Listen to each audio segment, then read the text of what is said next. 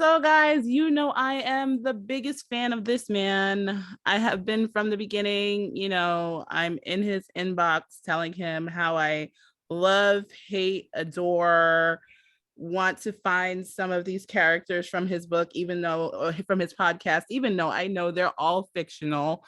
But yes, these characters invoke so much emotion from me. And if you have been a person listening for a very long time, you know I am talking about the incomparable Mr. J.V. Torres of the Rise of King Asilas.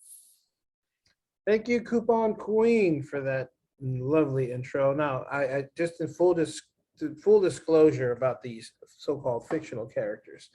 One of the things that I do when I work with voice actors is, especially if I'm casting a character that hasn't appeared on the show yet, I usually let them have imprint a little bit of themselves in those characters, kind of give them a little bit more of a authentic feel.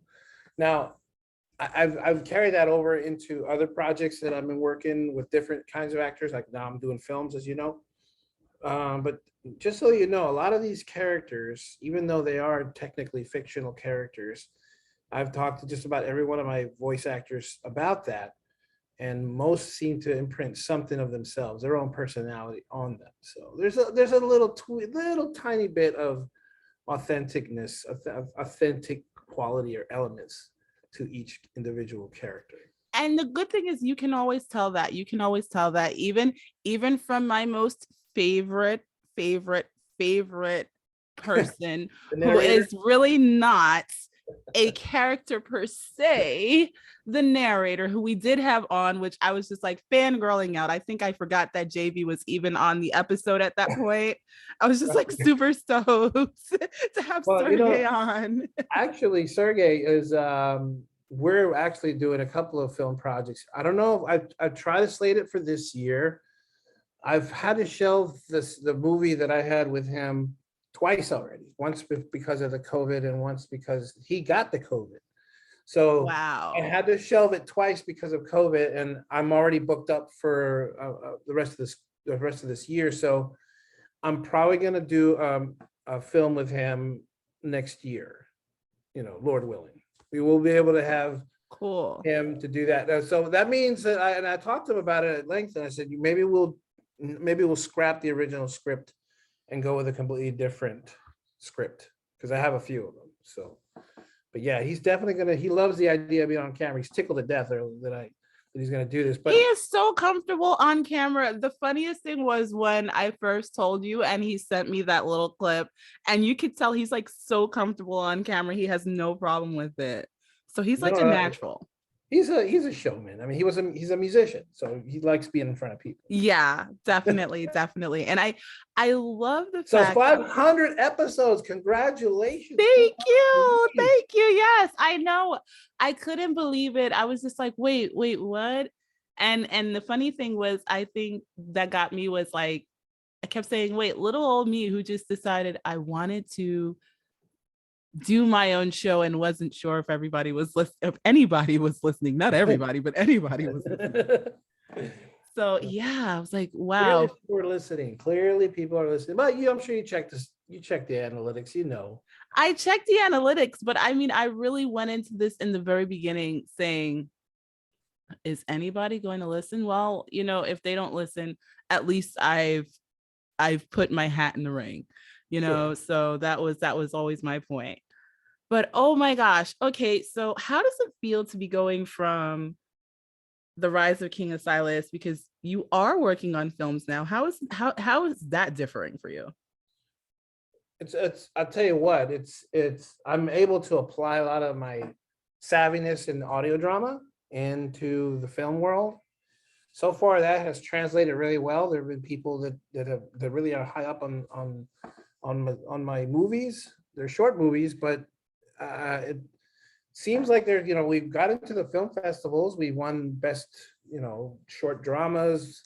We've gotten a few awards. Great. We're gonna do one here in Ocean City in March, when we're actually gonna go to it. The whole crew, everybody's going, and they're gonna actually play, show it at the theater on the big screen. So that is gonna be an amazing feeling to actually Oh sit in my the theater. gosh, that is so awesome. That is so Yeah, we're all awesome. going for the weekend. Everybody's going. We're all, we're already booking our hotels. And I told my wife, we're going to go spend the weekend down there. We're going to make it hopefully I'll get to network with other directors and, other producers and other crew people and just other writers. It's going to be a fantastic time. From what I've read, it's like their seventh annual festival. So it's not like a first timer. They've had this before. Yeah. We were just one in New York City, actually, but I didn't go to that one. Right. I did see that because you sent me the thing for that. And I was like, oh my goodness. Like you are really getting out there because I remember we had a conversation and you were just like, I'm branching out into films. I want to do this and I'm working on this project and I'm working on that project. And I was like, oh, okay. And then, I mean, this was even after I think it was your first Latin podcast award. Yeah. This was I after mean, the it was at that time we were just talking about it, and 3 awards later, I'm like, yeah, we're gonna do this for sure. you know, it's a fascinating thing. I have a great respect now for the film industry. When you're just a spectator, you just go to the theater, you watch a movie, you think, oh, just you hear about these big numbers about millions of dollars going into production. Now I understand. I mean, on a very small scale, but I do understand the intricacies and all the moving parts that are involved in producing a movie. It's really meticulous work. And as far as your original question about how my time in audio drama how that has translated into film, um, it's let me tell you, it's been an eye opener. Okay, there's a lot of work involved. I'm not gonna lie, but at the end of it all, you meet some fantastic people, and really, I've met some really awesome people in film, actors, and just people that work in the crew, cinematographers, etc. Um, it's a whole other world. It's a bigger world. It's a huge world. I mean, the audio drama world, yeah, I met some cool people, but it was such a small world comparatively speaking. You know what I mean? Like if podcasters have this network, yeah, but in the movies, it's just deeper. but okay, let's put it this way. You do no run of the mill podcast. Like your podcast literally takes us into this world of like war, aliens, alternate ideas, a new world government. We're Right. like, I was Well, I was ready to go to war with President Way. Like, come on. well, here's the thing though. With that, you could do like music and sound effects and really make your mind turn all these ideas and all these images in your head, right? But like now we're doing actually I and this you'll be happy to hear that I've cast an actor that will play King Asilas. That's our next project is we're doing a King of Okay. actually with the King, Lord Oreb. I casted an actor to play Lord Capone because John John Dobie, as you know, passed away. Otherwise, I probably Right. would have casted him to play it because I know when he was alive, he's like, "You got to cast me." I'm like, "Of course, man." But anyway, so I casted my old buddy, my good friend of mine, to play, who actually was the original guy I casted to play Lord Capone. But he did at the end, it didn't work out. So now he gets to play him in the movie. But here's the thing: when you do the audio drama and you have all these sound effects, and you're like, by now you should know how I operate. You can kind of get the Right. gist of how I piece these things together. But in film, it's like, so in this film we're doing, the king is actually he gets into a physical fight with 2 different people, right? One, he's fighting this Illuminati character on the rooftop of a building, right? So me and the cinematographer and the crew are out there. Look, we're already going out there checking out the rooftop and where we're gonna, we're already surveying how we're gonna film this. Oh my And then gosh.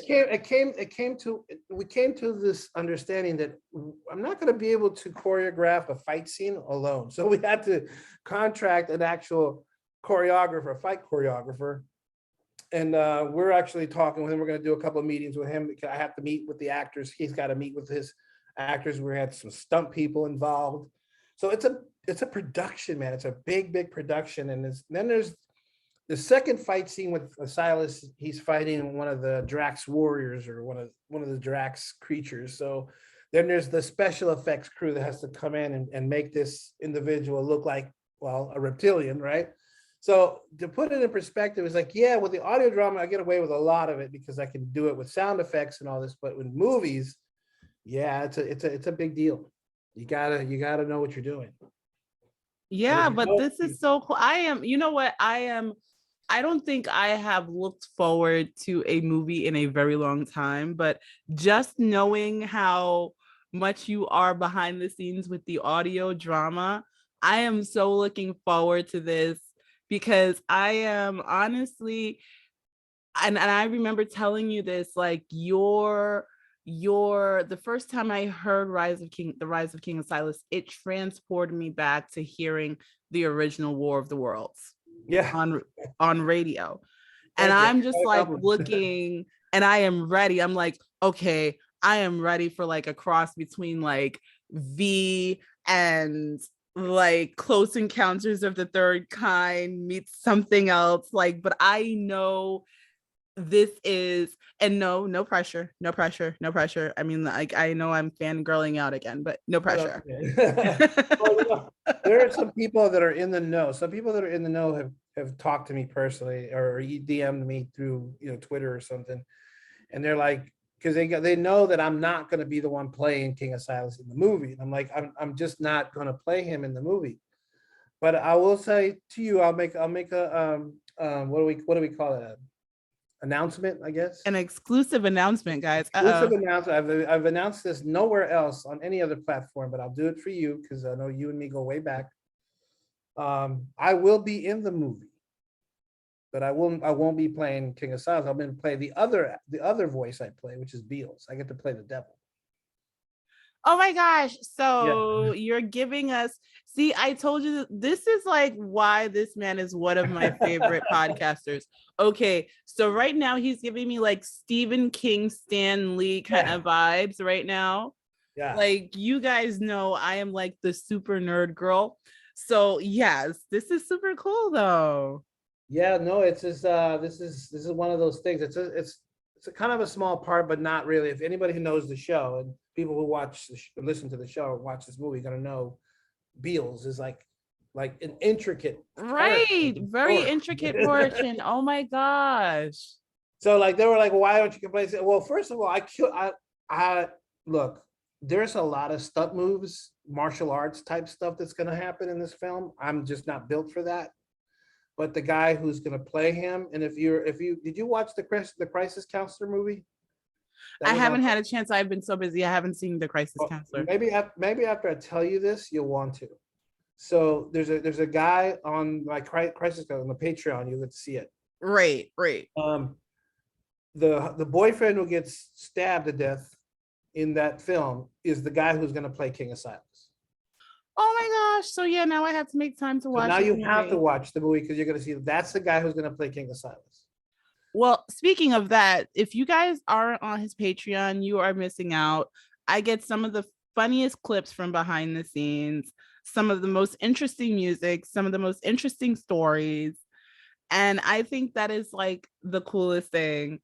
So tell everybody where they can find your Patreon. Patreon.com/King Asilas. And all of the projects I'm working on is going to go right through there because that's actually the Patreon for the publishing company that I own. So all the books, all the movies, even if it's not King Asilas related, will be on there. And even other projects that I do editing work for other people. One of the things I stipulate is if I do an editing work for somebody, I need to be allowed to put them on my Patreon. So Why not? Why yeah, not? I have to. So, and there's others, and there's a couple other films that I'm working on. They haven't been released yet for whatever reasons, but when they do, I'll make sure I'll load them onto Patreon as well. And there's actually by the way, before the season's over, season 5, there are going to be, I think, 2 or 3 as it's slated right now, 2 or 3 standalone episodes of King Asilas that will not be available anywhere else. Like you won't hear them. I won't release them anywhere else. So if you're a true diehard King Asilas fan, You better be on the you got to be Patreon. on Patreon. You're gonna miss out on some cool. And there's also a tribute to John Dobie that we're planning on doing. Oh my gosh, I was gonna ask you about that. I was gonna ask you about that. Oh my gosh. So Yes, I am so sorry for the loss of John John because was a he's great guy, man. I loved him, man. He was a good friend. He used to just call me, used to bug me sometimes. He'd be calling me and say, "Hey, what's up, baby?" And be like, "Well, okay, John, how much money do you need now?"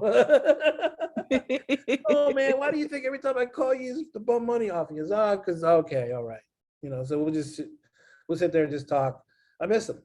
I miss him. yeah, he was so awesome. And yes, he will definitely be missed because he was definitely a pivotal part of the King Asilas family. Yeah, it's kind of weird how I wrote that into the script. It was premature. I had a much more glorious demise for that character, and some people were like, you should cast somebody else to play him. I'm like, nah, that just wouldn't feel right. No, it was time because even though we spoke about somebody else playing him for the movie, I mean, I think that was for the audio, that was the way to go. Yeah, it's easier to just write it out of the script as opposed to, you know. But there are a couple. Look, there's this King of Silas thing. Even though the show is slated to end next season, though I'm being asked to consider a seventh season. I don't know if I'll actually do it. Maybe I will, but definitely six is where I see the road sign. And then after that, it's just going to be movies and maybe even a web series. So the show is not Why going to be not? over. I'm gonna say, like, sometimes you just gotta pivot and it's cool. It's cool. I only have one request, and you know where I'm going with this. I just need my favorite narrator to be a part of almost every We'll see. project. I'll give you another show exclusive. Okay. So the narrator is telling the story in the past tense, right? Right. So I think by now everyone should know that when he tells the story, he's telling in the past tense. So clearly, the Right, narrator. right. That was I honestly that was confusing to me at first because I was like, why does he keep saying was and then the characters keep saying is and then I realized I was like, wait a minute, he was here before and then so yeah. Right. So I've said this on a couple of other show podcasts that I've just interviewed where they're asked about it. It's weird because he says it in the past. I said because he's not from that time. The narrator's from the future, and he's telling a story, and we're experiencing the story in real time, but it's being told in the past tense. So the movie with the narrator, which is why it's such a big deal with the narrator, is that it's in the future. So it's all futuristic. It's kind of sci-fi, you know. You can imagine it's kind of sci-fi. It's like Star Trek type, like he's like in another time. So Right. and so that's where we are with that. So it's going to be we got to figure out the whole special effects part, which I'm working with a special effects crew to see if we can do that. That's one of the other reasons why we had to show it for now. Cool. I am so happy about that. I just say, that's my only request, my Oh, only look, I'm telling you, we were going to do this. It was going to be the first King of Silence movie, not The Beggar. The Beggar wasn't supposed to be the first film. Oh wow. Okay. But there was a couple of things. First, with the COVID hit, then everybody went panicky, including the other actors that had cast for the movie. They all just disappeared because everybody freaked out in 2020, if you remember. Right. So Rightfully so. I had to show it. So then last year we were going to do it, and then he got sick, so we couldn't do it. Aw. So well, I hope he's better now. He is much better now, but I talked to him last week, and that's the other reason why. If he I don't know if you noticed, there's been some slow pace as of late with the episodes. Right. And part of the reason is because the narrator, he hasn't had his voice up to par, so he hasn't been able to record. Aw. Yeah. Well, of course, as always, send Sergey my love. Well. And undying fandom. But he's much better now. I just talked to him on Friday, yesterday, And yeah, Cool, he's ready to get cool. back in it and start recording the rest. I'm like, you need to get in the studio and start recording the rest, man, so we don't have this issue where we're, having to announce that I'm gonna drop an episode later than usual. Because it's weird. Like when we putting it out there, it's like boom. You can tell everybody who's Yeah, waiting. yeah, yeah. No, I know, I know, I know, I know. And I I mean, posted I so- I posted something on Facebook the other day, and somebody on it was it had nothing to do with King of Silence whatsoever, but they made a comment about, hey, you need to you need to post the damn episode. yeah, I was I like, saw that. It's like, and I guess people get so used to it, and it's like you do realize that we're real people with real yeah. lives, right? Well, hey, when something like that with Unsolved Mysteries, they never even announced that they were like the season was over. Oh my So gosh. like I'm waiting every Wednesday. I'm waiting. I'm like, why haven't they put out an episode? I was like getting angry. Like, what the hell? Did they drop the show? I had to like go on Twitter, Right. and then that's when I found out that, oh well, it was a season and now they're coming back later. And I'm like, I hate that. It's like, I've made announcements, so it's not like people were unaware. Right, right. Oh my gosh. But I totally So, get it. As a fan myself of podcasts, I get upset when people don't put it out when they say they're going to put it out. So I always have to like make an announcement because I will get DMs, and I have gotten DMs I from know, people. and you've definitely gotten DMs from me about characters and who's I don't like and why are they talking like that? And Right. yeah, Usually, yeah. yeah, people don't usually go on threads. They just email me directly for whatever reasons. So just DM me. Oh, trust me, I so get it. There are weird things that happen to me too. Like one things that happened to me and Angelica, we had started having people DM us asking could we set them up with people to marry in the United States because they heard us on the 90 Day Fiance podcast. And it was like, we're not a matchmaking service. We are That's not a hilarious. matchmaking service. This is not how. And somebody I think asked Angelica, so do I actually have to find my person or will you help me find them? And I'm like, what? This is not what we do. No, you want to hear a really freaky one. I had a freaky one from somebody who wanted to know if I was a Freemason, right? And he was Really? very specific about what chapter and all this other. He was like being like really probing me about Freemasonry and the Scottish Rite and all this other stuff. And I'm like, I have no idea what you're talking about. Like Oh I my had no idea what gosh. he was talking about.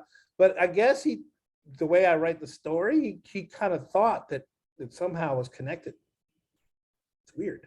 Yeah. So for those of you that have not listened, and I don't know why you haven't been listening because I've been touting this since I found it. The Rise of King Asilas definitely takes us on a journey from Earth to new government. We talk aliens, we talk war, and of course, as you said, the narrator is talking through the past tense, but all of this is actually happening in real time. And the characters are so relatable. They are really, really relatable. And I am glad that they're able to bring a piece of themselves into your creation because this is just like so amazing, so amazing. And I have been hooked since day one. I like fangirls out. I probably had a very few things to say. I probably sounded like a gibbering idiot on the first episode that we recorded. Well, I will leave you. I will leave you because I know you wanted to. I don't know how much time we have, but if you remember, I don't know if you remember in season one when there was an uprising of people in Canada, and Right. very specifically Ottawa, the capital, and they drove out the prime minister. He went into hiding because he was afraid of the mob that was in the streets. And Right. if you've been watching the news these past few days, what has been happening in Ottawa? I know. This is why people thinking you're connected to things. This is So why you people can are thinking imagine you're connected to things. my DM was blowing up. They were blowing me up. They were I like, know. No, the funniest how thing did was you foresee this? I'm like, I didn't you foresee didn't see it. You didn't see it. It was so weird. And the funniest thing was when we had listened to the first season, and after you and I had done the interview, and I was trying to come up with this promo for you, and I found this music that was like pretty macabre, and the fam clan was like, that is absolutely scary, please get that off of there. And I sent it to you, and you were like, I love this, some people are scared of this, and I was like, it just fits. And then I think it was the second season when the big plot twist came, and it was just like, because Neo starts saying, this is reminding me of like fascism and Nazism and everything. And then season 2, we get to season 2, and it's like, oh, yeah, that's why it's fitting. Okay.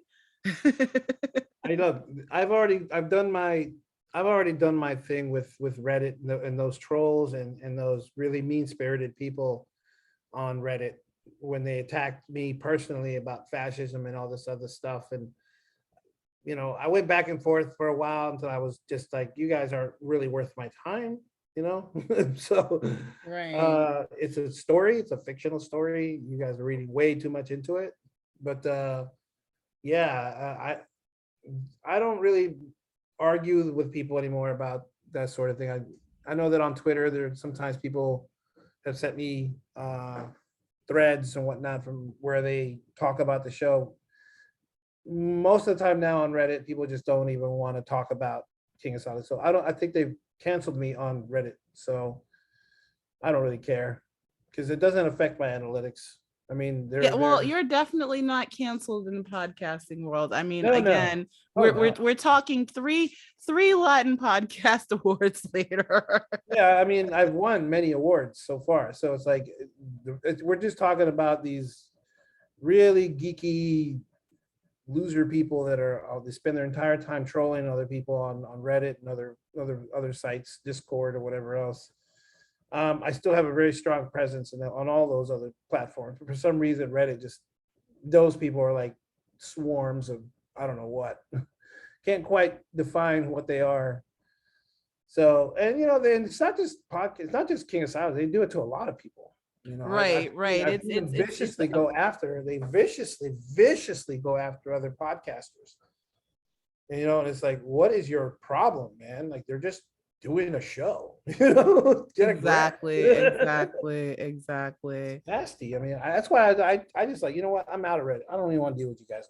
You guys, something wrong with you. I hear Clearly you. don't. I hear You you. want to have a good time eventually. Apparently, you don't. I hear you. I just want to have a good time. You guys are like raining on a parade, so get out of here. So where can everyone find you, and give us your Patreon again? Okay, so I imagine hopefully you'll put it in the show notes. It's Patreon, patreon.com/King Asilas, KINGASILAS.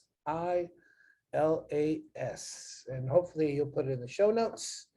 YouTube, we're on youtube.com/JVMYKA. That's our YouTube channel. We're on Facebook, Twitter, and Instagram, all at King Asilas. I think I use my real name in Discord. I don't really do much on Discord though. Okay, well, we're on Reddit, but it's been pretty dormant lately. I only go on Reddit to support other podcasters at this point. Cool. And of course, if you missed any of this, yes, his information will be in the show notes, so you won't miss anything. JV, it has been amazing having you on. Oh my gosh. Every time I have you on, I fangirl out. I don't care. I don't care what Reddit says. I'm still your biggest fan. Well, I appreciate it. I'm your fan as well. I listen to you and I enjoy what you do. And Angelica, I know you guys are partners in a lot of things. Yes. Just congratulations on your 500th episode. I hope you'll do another 500. Hopefully when the next movie comes out, or when the King Asilas movie comes out, maybe you'll have me back on. Oh, of course. If you are doing a big project, especially, with my favorite narrator. Yeah. I definitely have to have you on. I definitely have to have you on because this is so amazing and I'm loving. Honestly, thank you for the project and thank you for letting it grow and become what it's become because I mean, you and I both know we've seen podcasters come and go, but you've expanded, you're now going and branching out into movies and doing so much things that are so much bigger than probably even you thought when you first started. Yeah, I had no idea we'd end up here. And incidentally, because I respect you a lot, maybe there'll be a project down the road where you can lend me your voice. Not a problem, not a problem. Lend me I'm your voice, and maybe you can get on one of these movies I'm working on as a voice actress, or something.